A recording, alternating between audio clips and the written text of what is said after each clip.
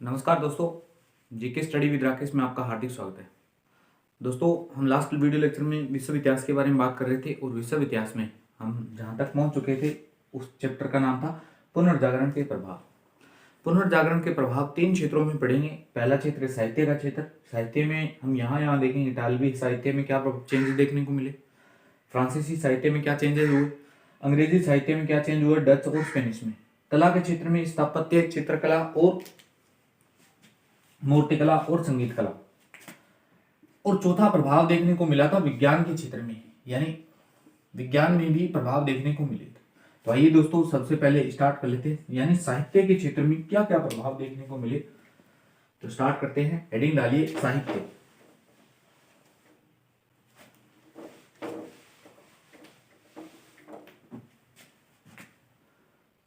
साहित्य में परिवर्तन।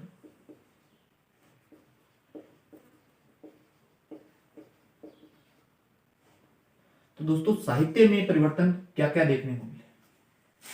अगर बात करूं पुनर्जागरण से पहले यानी 14वीं शताब्दी से पहले, तो 14वीं शताब्दी से पहले साहित्य में अगर कोई लेखक लिखना चाहता था तो वह केवल और केवल धार्मिक बातें ही लिख सकता था, यानी धर्म के विरोध में कुछ नहीं लिख सकता था, यूं कहीं धर्म की आलोचना नहीं कर सकता था। लेकिन 14वीं शताब्दी के बाद में लेखक स्वतंत्र रूप से लिखना कार्य करना प्रारंभ करते थे। अगर 14वीं शताब्दी से पहले की बात करूं तो रोजर बेकन एक महोदय थे जिन्होंने लेखन कला में साहित्य यानी चर्च का विरोध किया था, तो उन्हें फांसी दे दी गई थी, जिनकी फांसी को बौद्धिक हत्या भी कहा जाता है। तो सबसे पहला पॉइंट तो हम यही लिख सकते हैं कि लेखक स्वतंत्र रूप से लिखना आरंभ करते हैं। लेखक स्वतंत्र रूप से लिखना आरंभ करते हैं। लिखना आरंभ करते हैं अर्थात धार्मिक बंधनों से मुक्त हुए। अर्थात धार्मिक बंधनों से मुक्त हुए। यानी 14वीं शताब्दी से पहले आप ये सब नहीं लिख सकते थे, लेखक स्वतंत्र रूप से नहीं लिख सकते थे। धार्मिक बातें लिखना बहुत जरूरी था और धर्म के बंधन में बंध के रहना जरूरी था। अगर बात करूं एक व्यक्ति की 14वीं शताब्दी से पहले, तो एक व्यक्ति है जिनका नाम है रोजर बेकन। रोजर बेकन ने क्या किया, धर्म के खिलाफ में लिखा, धर्म के विरोध में लिखा, धर्म की प्रतिक्रिया, धर्म के विरोध में लिखा। तो इन्हें फांसी दे दी गई थी, यानी फांसी दे दी गई, तो यूं कह सकते हैं इनकी हत्या हुई। तो इनकी हत्या को पुनर्जागरण से पहले बौद्धिक हत्या के नाम से, यानी इनकी हत्या को कहा जाता है, फांसी को कहा जाता है बौद्धिक हत्या। बौद्धिक हत्या के नाम से पुकारा गया। ये ध्यान रख लेना दोस्तों। यानी पहली बार लेखन कला स्वतंत्र रूप से यानी धर्म के प्रभाव से मुक्त हुई थी। दूसरा प्रभाव देखने को क्या मिला पुनर्जागरण के दौरान।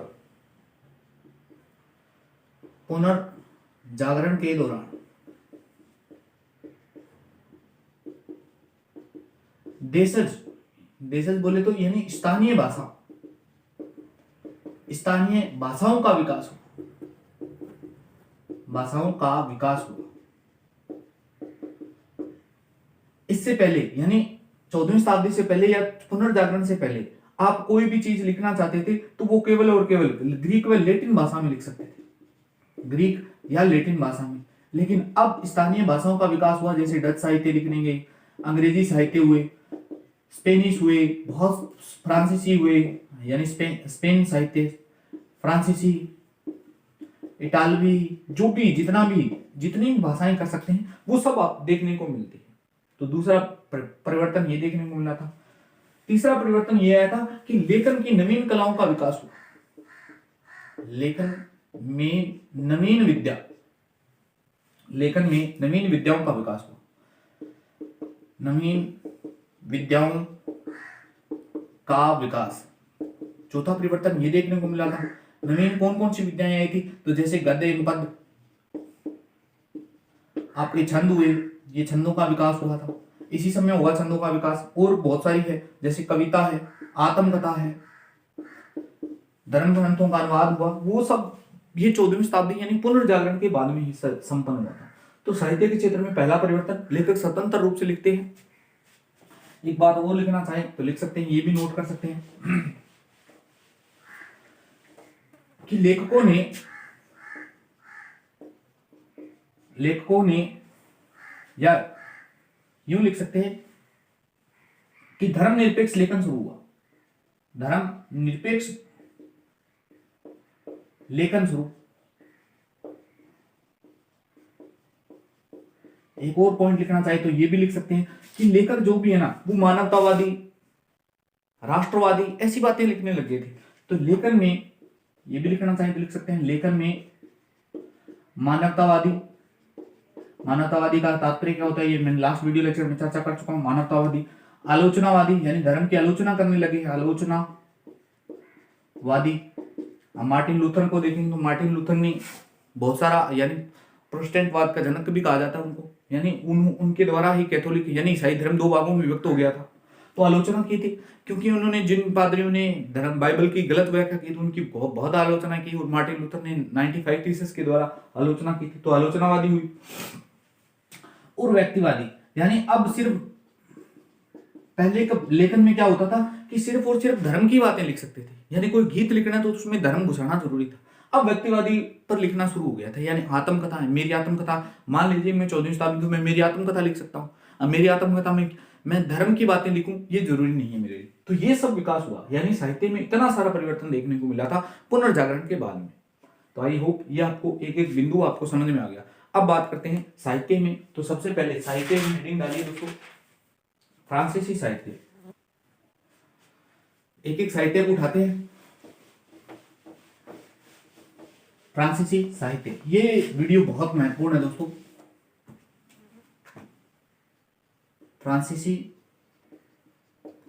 साहित्य। अब कुछ लोग ये सोचेंगे सर इनको याद कैसे करें, तो भाई ये चैप्टर ऐसा है जिसमें से आप समझ विकसित नहीं कर सकते। समझ विकसित का मतलब है ये किताबें हैं आपको रटनी पड़ेगी हो, सीधा किताबों का नाम दे दिया जाएगा, चार तरफ राइटर देंगे, चार तरफ किताबों के नाम दे देंगे, तो आपको मैच करना ही पड़ेगा। ये चैप्टर तो ऐसे मानिए आपको रटना ही पड़ेगा। तो फ्रांसीसी साहित्य में पहला नाम आता है रेबेलस।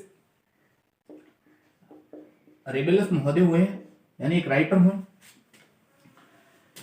इनकी रचना है, इनकी रचना का क्या नाम है, तो इनकी रचना का नाम है हीरोइक डीड्स ऑफ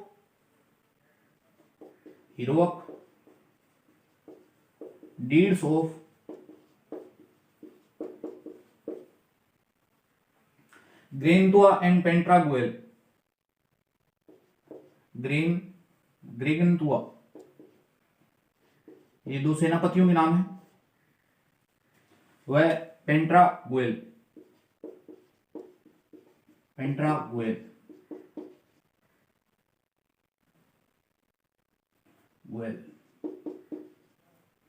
ये दो सेनापतियों की वीर कथा है, लेकिन आपको वो सब नहीं पढ़ना। आपको तो ये ध्यान रखना रेबल्स के द्वारा कौन सी रचना रची गई थी, तो उस रचना का नाम है हीरोइक डीड्स ऑफ ग्रेगंतुआ व पेंट्रागुएल। ये इसकी रचना का नाम है। दूसरा साहित्यकार हुआ मोंटेन।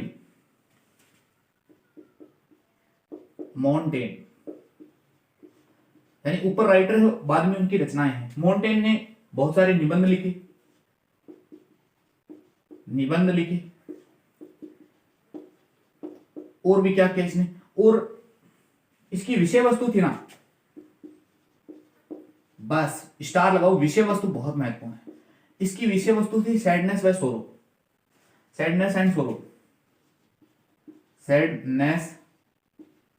एंड सोरो।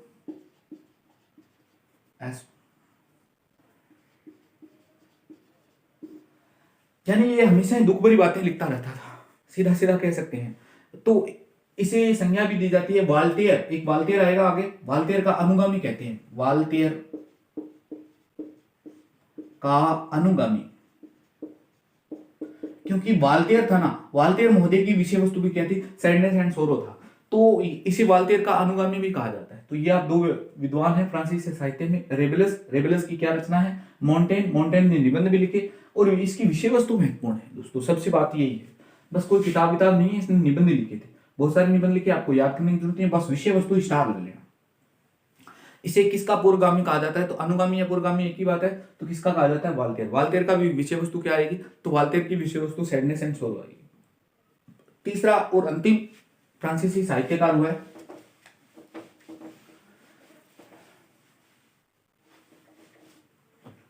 तीसरे का नाम है अभी मोर्सिग्लियो। नाम थोड़ी टफ है, मार्सिग्लियो। मार्सिग्लियो महोदय की रचना है, इनकी रचना का नाम है अभी defender of peace. Defender of peace. इस रचना में इन्होंने पोप की आलोचना की है, पोप की आलोचना की। तो ये तीन फ्रांसीसी साहित्यकार हुए, यानी राइटर हुए, लेखक हुए, कुछ भी कह सकते हो आप। पहला कौन है? रेबेलस। दूसरा कौन है? मोंटेग्यू। तीसरा कौन है? मार्सिग्लियो। तो ये मैंने आपको इनकी रचना भी बता दी। तो ये था पूरा फ्रांसीसी साहित्य। नेक्स्ट बात करते हैं अंग्रेजी साहित्य की। हेडिंग डालिए अंग्रेजी साहित्य।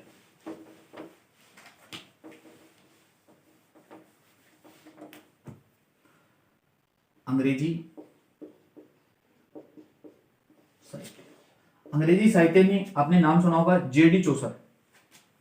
पहला विद्वान है जेडी चौसर,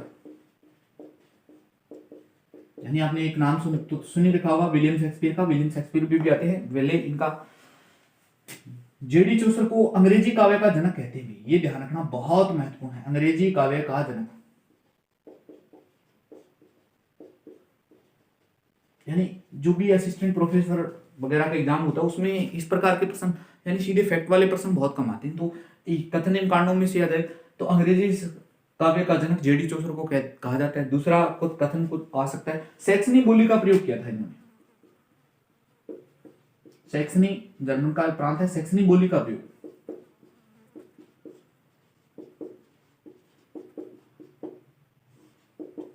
तीसरा बिंदु आप याद रख सकते हैं इनकी रचना। बस रचनाओं में अगर बात करें तो पहली रचना है जिसका नाम है Canterbury Tales. Canterbury Tales, Canterbury Tales, Canterbury Tales. ये केटनबरी तो टेल्स वास्तव में जो इंग्लैंड में एक शहर है, केटनबरी राष्ट्रीय चर्च भी है। केटन, इसके बारे में ये कहा जाता है कि केटनबरी एक स्थल है जहां सेंट थॉमस तीर्थ स्थल है, जहां 30 यात्री जाते हैं और वो अपने आपस में कहानियां सुनाते हैं। ये इसका विषय वस्तु है। यानी तो लिख सकता हूं कि केटनबरी एक स्थल है, यानी यह एक स्थल है, यहां पे एक चर्च था और उस चर्च का नाम है सेंट थॉमस। सेंट थॉमस, इस सेंट थॉमस पर कहते हैं 30 यात्री गए थे। अब रास्ते में क्या 30 यात्रियों ने एक दूसरे को कहानियां सुनाई थी। उन कहानियों का उल्लेख इसमें है, तो इसी में, इसी किताब में, केटनबरी टेल्स में।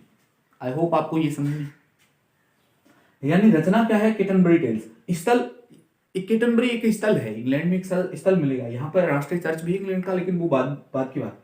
मैं ये कह रहा हूं यहाँ पे एक चर्च है जिसका नाम है सेंट थॉमस। इस केटनबरी, यानी यहां से कुछ लोग इस सेंट थॉमस चर्च पर गए थे यात्रा के लिए। 30 व्यक्ति गए थे, 30 यात्री गए थे। 30 यात्रियों ने रास्ते के बीच में एक दूसरे को, यानी मनोरंजन के लिए एक दूसरे को कहानियां सुनाई थी। उन्हीं कहानियों का उल्लेख इसमें, तो इसी में है। इनकी दूसरी रचना है ट्रायल्स एंड क्रेसिडा। मिटा देता हूं ये केटनबरी टेल्स, केटनबरी टेल्स। इनकी दूसरी रचना है जिसका नाम है भाई ये trials and Cressida. Trials and Cressida. ये ट्रायल्स प्रेमी था और ये इसकी प्रेमिका है। ये एक युद्ध में मारे जाएंगे। एक युद्ध हुआ था, ट्राय का युद्ध। ट्राय बोल दो, इसी को युद्ध को नाम दिया जाता है ट्रोजन का युद्ध। यूनान में रोम के मध्य हुआ था ट्रोजन का युद्ध। इस युद्ध में ये प्रेमी जोड़ा मारा गया था। प्रेमी व प्रेमिका मर गए थे, यानी इस युद्ध में इनकी मृत्यु हो जाती है। इस घटना का सारा वृतांत किस किताब में मिलता है? तो ट्रायल्स एंड क्रेसिडा नामक एक किताब लिखी है। किसने लिखी है? तो जेडी चौसर ने लिखी है। उसमें मिलता है। आपको कहानी पे नहीं जाना है, आपको तो सिर्फ रचना याद करनी है। फिर भी कई बार थोड़ा डीप से प्रश्न आ जाता है, तो वो भी मैंने आपको चर्चा कर दी। जोड़ी चौसर के बारे में आप क्या याद रखें, अंग्रेजी काव्य का जनक, सेक्सनी बोली का प्रयोग किया था। इनकी रचना है, दो रचना याद रख लेना, बहुत महत्वपूर्ण है, कैटनबरी टेल्स और दूसरी क्या है, दूसरी है trials and Cressida. Trials and Cressida एक प्रेमी है, एक प्रेमिका का नाम है और कुछ नहीं है। ट्रॉय का युद्ध हुआ था, जिसे ट्रोजन का युद्ध कहते हैं। रोम और यूनान की सभ्यता जब पढ़ेंगे हम दर्शन शास्त्र में, यानी history of philosophy of history जब पढ़ाया जाता है तो उसमें ये पढ़ाया जाता है। तो उसमें देखने को मिलेगा, तो उसमें ये देखेंगे कि एक प्रेमी और प्रेमिका मर गए थे और जैसे ही मरेंगे तो उस पर एक किताब लिखी गई थी, उसी किताब का नाम ही है। तो नेक्स्ट चर्चा करता हूं थॉमस मोर की। अंग्रेजी साहित्य में पहला विद्वान हो चुका है भाई। दूसरे विद्वान है थॉमस मोर। थॉमस मोर, इनकी रचना कौन सी है, महत्वपूर्ण है भी, इनका नाम आगे भी आएगा। थॉमस मोर, इनकी रचना है यूटोपिया। यूटोपिया, यूटोपिया काल्पनिक आदर्श राज्य, यानी अपने इस किताब में इन्होंने एक काल्पनिक आदर्श राज्य का उल्लेख किया है। एक ऐसा राज्य हो जो कल्पना से बना, यानी कल्पना में अपनी बात नहीं करते, मेरे पास इतना पैसा चाहिए, मैं असिस्टेंट प्रोफेसर लग जाऊंगा, मैं यूपीएससी क्लियर कर जाऊंगा, तो ये हमारी काल्पनिक है। मैं यूपीएससी लगकर गाड़ी लाऊंगा, ऐसा करूंगा वैसा करूंगा, तो ये काल्पनिक। इसी प्रकार की इन्होंने काल्पनिक आदर्श राज्य की कल्पना की है। एक ध्यान रखना, इसी तरह एक विद्वान हुआ जिसका नाम है प्लेटो। प्लेटो ने भी इस प्रकार की चर्चा की है, यानी स्वप्नदर्शी राज्य की कल्पना की है। तो स्वप्नदर्शी राज्य का मतलब भी काल्पनिक राज्य ही होता है दोस्तों। और क्या क्या इनकी रचनाओं में और उल्लेख करें तो इन्होंने बहुत सारी लिखी है अभी। अपोलोजी, अपोलोजी के अलावा डायलॉग, डायलॉग आगे चलकर हम पढ़ेंगे कि ये चर्च और राज्य के बीच में बुरी तरह फंस गए थे तो तब इन्होंने, यानी विश्व का अध्यक्ष चर्च को नहीं माना था, इसलिए इनकी हत्या कर दी गई थी। यानी ईसाई विश्व का अध्यक्ष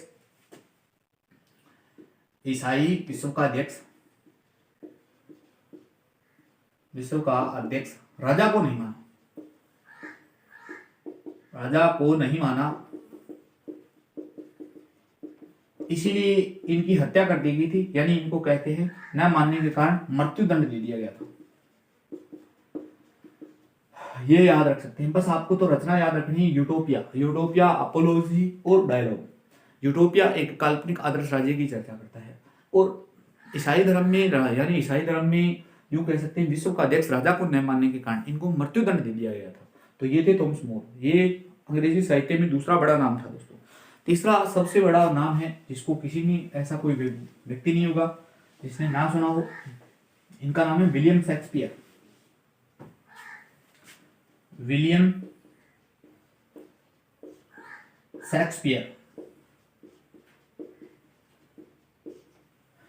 शेक्सपियर के बारे में बात करें तो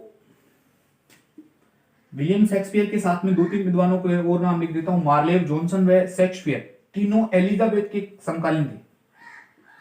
मार्लो, जॉनसन व शेक्सपियर एलिजाबेथ के समकालीन थे। एलिजाबेथ यानी इंग्लैंड की महारानी भी एलिजाबेथ, इसके समकालीन थे। एक बात तो ये ध्यान रखना। दूसरी बात ध्यान रखना, इस मार्ले की एक रचना है तैमूर लंग। बहुत बड़ी बात है भाई, तैमूर लंग। देखो एलिजाबेथ के समकालीन ये थे, तीनों व्यक्ति ये थे, इसीलिए एलिजाबेथ को संज्ञा दी जाती है, यानी एलिजाबेथ के काल को संज्ञा दी जाती है, काल को। इसे गाती हुई चिड़िया का घोंसला कहा गया है। गाती हुई चिड़िया का घोंसला, गाती हुई चिड़िया का घोंसला, यानी तीन विद्वान इनके काल में हुए। तो इनके यानी एलिजाबेथ के काल को सिंगिंग बर्ड, ऐसा सा कुछ इंग्लिश में हो जाएगा, सिंगिंग बर्ड नेस्ट ऐसा। तो आप ये ध्यान रखना, हिंदी में ध्यान रख लेना भाई, गाती हुई चिड़िया का घोंसला कहा जाता है। इंग्लिश में तो अपना हाथ टाइट ही है वैसे, विलियम शेक्सपियर। तो विलियम शेक्सपियर के साथ में मैंने 3 विद्वान और बता दिए, मार्लेल, जॉनसन और शेक्सपियर। ये 3 विद्वान ऐसे हुए जो एक ही जमाने में हुए, यानी एलिजाबेथ के समकालीन हुए। इस समय इंग्लैंड की महारानी कौन थी? एलिजाबेथ, यानी तीनों एक साथ में हुए, इसीलिए एलिजाबेथ के काल को क्या कहा जाता है? गाती हुई चिड़िया का घोंसला कहा जाता है। मार्लेल की रचना है तैमूर। तो ये विलियम शेक्सपियर के अन्य तथ्य जोड़कर मैंने बता दिया, आपको ये ध्यान रख लेना। अब बात करते हैं विलियम शेक्सपियर के पर्टिकुलर। विलियम शेक्सपियर की प्रमुख रचना, बहुत रचना है दोस्तों इनकी, तो अगर रचनाओं के नाम लिखें तो पूरा ही नहीं होगा, लेकिन प्रमुख प्रमुख लिख देता हूं। हैमलेट, हैमलेट के अलावा Macbeth, merchant of Venice, Macbeth, merchant of Venice,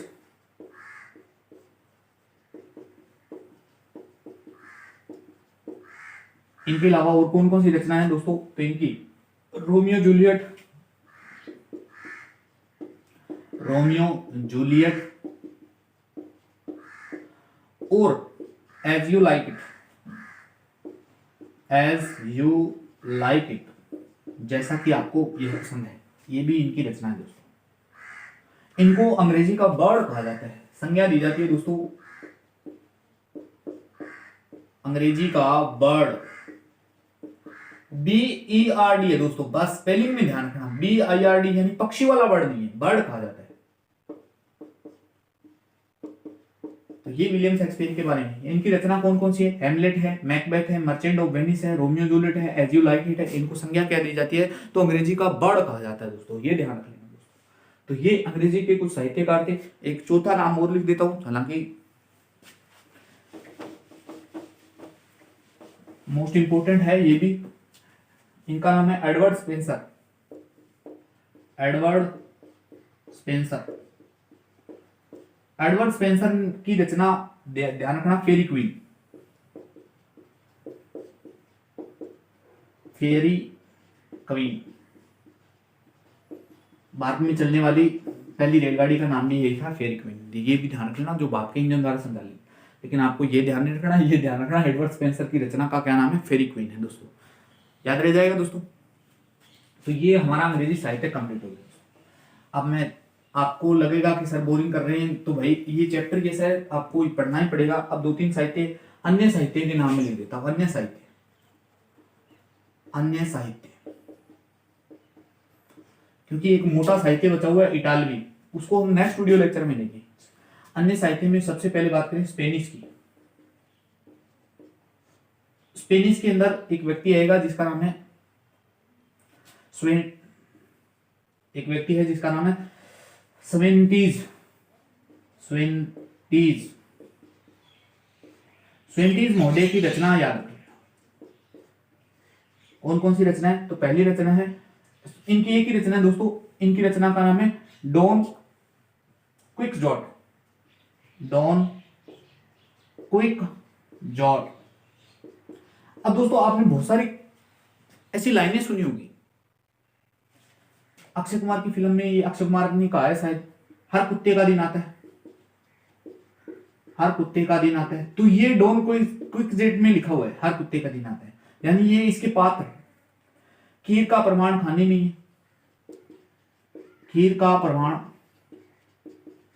खाने में, यानी किसी चीज को आप खाने से पहले क्या उसके स्वाद को बताया जा सकता है? नहीं बताया जा सकता। अरे पढ़े बिना कैसे रिजल्ट आया जा सकता है? तो नहीं आया जा सकता। तो खीर का प्रमाण यानी मेहनत करने का, मेहनत करेंगे तभी तो आप नौकरी लगेंगे। तो यही बात है, यहां भी लागू होती है दोस्तों। खीर का प्रमाण खाने में एक ही प्रकार के पक्षी एक साथ उड़ते हैं, एक ही प्रकार के पक्षी एक साथ उड़ते हैं, यानी जैसी जिसकी भावना है वो वैसे के साथ में। सीधी सी बात है, कोई आध्यात्मिक व्यक्ति है उसके साथ में कोई व्यक्ति रहता है तो वो भी आध्यात्मिक हो जाता है। कोई दुरात्मा है तो उसके साथ में रहेगा तो वैसे ही कार्य करेगा। तो ये इनकी लाइनों का मतलब है। अब मेरे हिसाब से बताया मैंने, तो इनके मतलब क्या है तो ये आप देखते रहना। लेकिन ये इस किताब के पात्र है, आपको ये ध्यान रख लेना। हर कुत्ते का दिन आता है, खीर का प्रमाण खाने में है, एक ही प्रकार के पक्षी एक साथ है। तो ये स्पेनिश साहित्य। इनके अलावा बात करूं डच साहित्य की, डच साहित्य,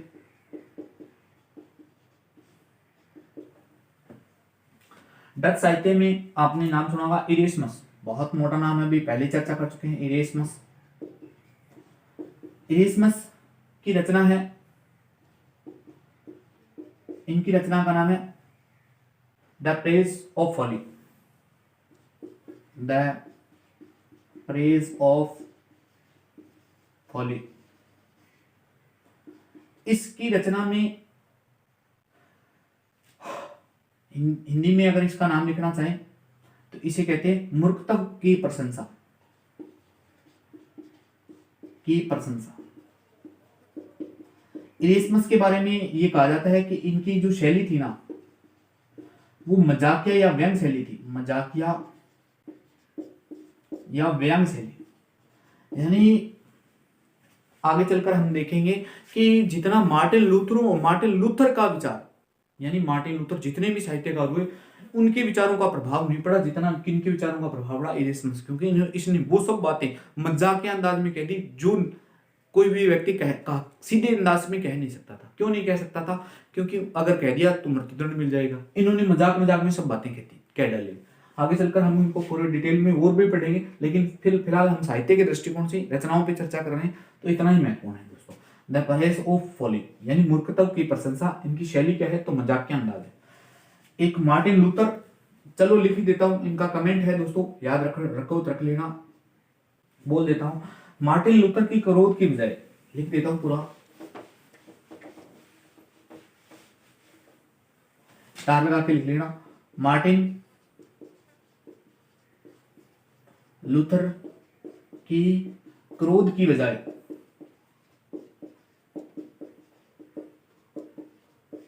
मार्टिन लूथर की क्रोध की बजाय इरेस्मस के मजाकिया अंदाज ने, इरेस्मस के मजाकिया अंदाज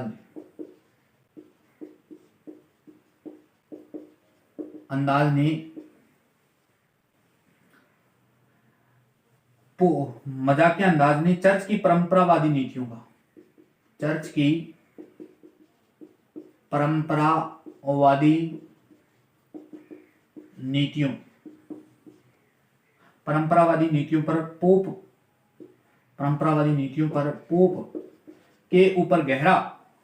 के ऊपर सबसे गहरा आघात किया। ये इनके बारे में स्टेटमेंट आती है दोस्तों। स्टेटमेंट भी नोट करना चाहो तो नोट कर लेना, क्योंकि मार्टिन लूथर 95 थीसिस के कारण बहुत प्रचलित हुए थे दोस्तों। और मार्टिन लूथर जो कार्य नहीं, यानी मार्टिन लूथर का जो साहित्य कार्य नहीं कर पाया था, क्योंकि उनकी शैली थोड़ी क्रोधात्मक थी, आक्रामक थी, लेकिन इन्होंने मजाकिया अंदाज में वो बातें कह डाली जो वास्तव में आज तक कोई कह नहीं सका। यानी इनकी शैली से सबसे ज्यादा प्रभाव पड़ा था पोप को, यानी चर्च की परंपरावादी नीतियों और पोप को सबसे ज्यादा गहरा आघात मिला था। इसीलिए इरेस्मस को संज्ञा दी जाती है दोस्तों, याद रख लेना। इरेस्मस को संज्ञा, इरेस्मस पढ़ रहे थे, इरेस्मस को संज्ञा दी जाती है दोस्तों। क्या संज्ञा दी जाती है? तो पहली संज्ञा यानी उपनाम है इनकी the first world citizen, the first world citizen, यानी प्रथम विश्व नागरिक कहा जाता है इसे, विश्व नागरिक। और ये तो हम पढ़ चुके हैं, मानववादियों का राजकुमार, मानववादियों का राजकुमार। तो ये दो इनको नोट भी लिख लेना दोस्तों। यानी ये इरेस्मस के बारे में है द फर्स्ट वर्ल्ड सिटीजन, यानी विश्व का नागरिक कहा जाता है, प्रथम विश्व का नागरिक। मानववादियों का राजकुमार भी किसी को कहते हैं, तो इरेस्मस को ही कहते हैं दोस्तों। ये ध्यान रख लेना दोस्तों। एक लास्ट साहित्य बचा हुआ दोस्तों, उसका नाम है पुर्तगीज साहित्य दोस्तों। डालना पुर्तगीज।